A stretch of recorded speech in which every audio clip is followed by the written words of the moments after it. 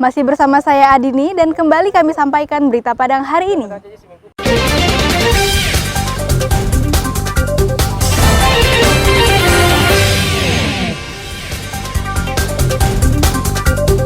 Polres Darmasraya ungkap sejumlah kasus kejahatan selama Februari hingga Maret 2022. Cara merangkai sirih dalam Carano dilombakan untuk anak-anak sekolah dasar di Pariaman. Jelang Ramadan, sejumlah bahan pokok merangkak naik di Mentawai.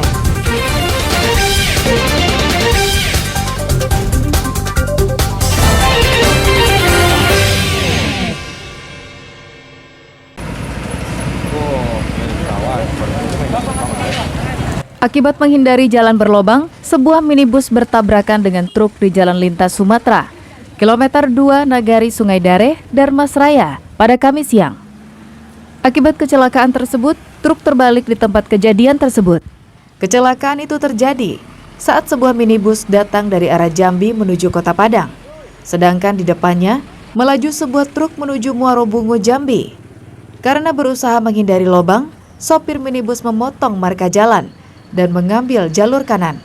Di saat yang bersamaan, truk juga melaju dengan arah yang berlawanan. Sopir minibus tak bisa mengendalikan kendaraannya karena berada dalam kecepatan tinggi. Sedangkan truk juga tak bisa mengelak, tabrakan pun tak bisa dihindarkan. Saking kuatnya tabrakan itu, truk terbalik karena ditabrak minibus. Sedangkan minibus mengalami rusak parah di bagian depan dan sisi kanan. Tadi ramai atau gimana, Bang? Ya ramai, Pak. Ramai ya? Iya. Mungkin dia tuh ngindarin lubang yang di sana. Jadi dia bawa mobil kencang, jadi kita udah turun dari aspal. Jadi karena kita udah turun dari aspal, jadi dinding mobil kita ditabrak, jadi makanya mobil kita kembali, Pak. Anggota Satuan Lalu Lintas Polres Darmasraya langsung ke lokasi kejadian untuk melakukan olah tempat kejadian peristiwa.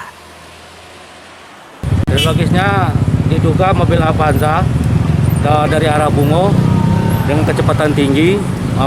Untuk pas di TKP dia menghindari lubang, kebetulan ada juga dari truk dari arah Padang untuk menghindar dan terjadilah gesekan antara mobil Avanza dengan truk sehingga mobil truk terbalik.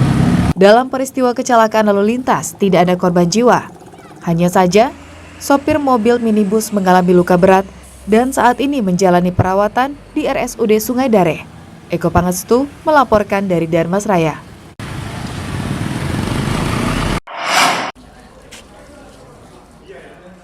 Polres Darmasraya mengungkap kasus kriminal selama kurun waktu Februari hingga bulan Maret tahun 2022. Kasus-kasus yang berhasil diungkap antara lain pencurian motor, pencurian dengan pemberatan, penjualan minuman keras, kasus narkotika, kasus penipuan, dan kasus penganiayaan, serta kasus percobaan pencurian. Hal itu diungkapkan Kapolres Darmasraya pada konferensi pers yang digelar di Mapolres Darmasraya hari Kamis. Dalam kasus ini, polisi juga menangkap para pelaku kejahatan tersebut. Untuk kasus pencurian sepeda motor, selain barang bukti sepeda motor, polisi juga menyita linggis dan tang yang digunakan pelaku dalam menjalankan aksinya. Sedangkan untuk kasus narkotika, petugas menyita sabu-sabu, alat hisap, dan telepon genggam. Pengungkapan perkara kita dari bulan Februari sampai dengan Maret. Jadi kami informasikan kepada masyarakat bahwa cukup banyak kasus yang kami berhasil ungkap. Yang salah satunya adalah kasus curanmor, ada 1 kasus. Kemudian kasus pencurian dengan pemberatan, ada 2 kasus. Kemudian kasus miras, ada 7 kasus. Kemudian kasus narkotika, ada 5 kasus. Kemudian kasus penipuan dan atau penggelapan ada 1 kasus. Kemudian kasus penganiayaan 1 kasus dan percobaan pencurian 1 kasus. Berkas perkara para pelaku dan barang bukti ini sudah selesai diproses petugas dan selanjutnya akan dikirimkan ke pihak kejaksaan untuk proses hukum lebih lanjut. Eko Pangestu melaporkan dari Darmasraya.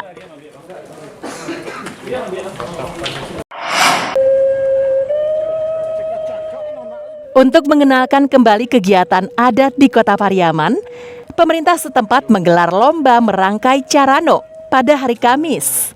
Puluhan pelajar sekolah dasar seluruh kota Pariaman mengikuti lomba tersebut yang digelar di Pantai Gandoria. Menariknya, mereka harus mengikuti lomba memakai busana tradisional, baik peserta perempuan maupun laki-laki. Carano merupakan suatu wadah yang berisi daun sirih dan pinang. Biasanya dipakai untuk menyambut tamu dalam suatu acara adat ataupun acara resmi di Sumatera Barat. Namun saat ini banyak remaja dan anak-anak yang tidak tahu dengan arti carano dan apa yang ada di dalam carano tersebut. Dalam lomba ini, selain penilaian keindahan carano, juga dalam penempatan isi carano yang terbalut arai pinang. Murid-murid sekolah dasar yang menjadi peserta dalam lomba ini begitu antusias untuk mengikutinya. Meski harus susah payah merangkai sirih dalam carano tersebut. Ya, antusias karena budaya Lombok ini harus dilestarikan. Jadi Malingka Carano itu apa, Dek? Dan sulit nggak Malingka Carano itu? Sedikit sulit. Sulitnya bagaimana? Di pas pembagian yang permulaan, pas menjalin arai tersebut. Kita tahu anak-anak kita sibuk dengan handphone, sibuk dengan melihat kondisi-kondisi tentang ketimuran. Nah, inilah langkah maju yang dilakukan oleh Dinas Pendidikan, pemerintah Kota Pariaman bersama Nyonya Mama Cerdik Pandai. Kita perlihatkan bagaimana carano yang begitu budaya, benda budaya yang luar biasa, sangat sakral sekali. Kita perkenalkan kepada anak kita dan kita festivalkan.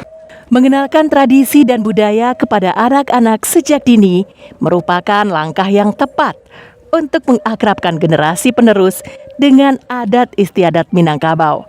Saat dewasa kelak, mereka tak lupa dengan budaya leluhurnya.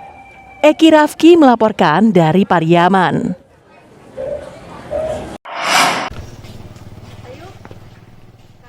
Sejumlah kebutuhan bahan pokok jelang memasuki bulan puasa di Desa Tua Pejat, Kepulauan Mentawai, mulai merangkak naik. Kenaikan kebutuhan bahan pokok tersebut kini mulai dirasakan oleh warga dan para pedagang sembako sejak beberapa pekan yang lalu. Dari sejumlah kebutuhan bahan pokok yang paling berdampak terlihat naik, yaitu harga minyak goreng, beras, serta sayuran. Untuk harga minyak goreng kemasan di sejumlah warung dan kedai dijual seharga Rp25.000 per kilogramnya. Sedangkan untuk harga minyak goreng curah dijual seharga Rp16.000 per kilogramnya. Sedangkan beras dijual Rp120.000 per 20 kilogram dan cabai merah dijual Rp56.000 hingga Rp60.000 per kilogramnya. Menurut salah seorang warga Desa Tua Pejat, dengan naiknya harga sejumlah kebutuhan bahan pokok menyebabkan warga kesulitan. Warga pun berharap pemerintah dapat menurunkan harga minyak goreng tersebut. Menurut saya ya sangat sulit, Pak. Soalnya kan terus masyarakat lebih sulit mencari minyak goreng juga sekarang. Nah, 25 1 kilo. Minyak goreng curah itu tuh sekitar 13-an atau 14-an 1 kilo. Ya seperti harganya tuh lebih stabil, jadi masyarakat bisa mencapai untuk melakukan pembeliannya. Jelang bulan puasa ini banyak juga kenaikan harga sembako yang lainnya, Bu? Banyak, seperti beras, seperti minyak goreng, cabai, bawang, dan lain sebagainya. Akibat kenaikan itu, omset pedagang menurun drastis karena warga mengurangi belanja hariannya. Kalau harga gulanya masih stabil, cuma harga minyak kan memang udah naik, Bang. Karena subsidinya dicabut kan. Kalau biasanya kalau minyak itu per liter berapa, Bang? Biasanya kalau yang eceran itu 16, Bang. 16. Kalau sekarang kan 25. Oh, itu yang kemasan yang 16.000 kemasan. Ya. Oh. Sekarang 25.000 per liter. Sekarang 25. Itu mahal. Bunda jual sembako ya, kayak sayur sawi gitu ya. Kita ngambil dari Padang Panjang. Itu satu karung itu kita ngambil sekarang 100 ya, tapi kita tetap menjual untuk langganan itu per kilonya 10.000. Itu sayur pangsit, sayur bola, malah Pak Coy lebih murah di sini, kita jual 15.000 per kilo.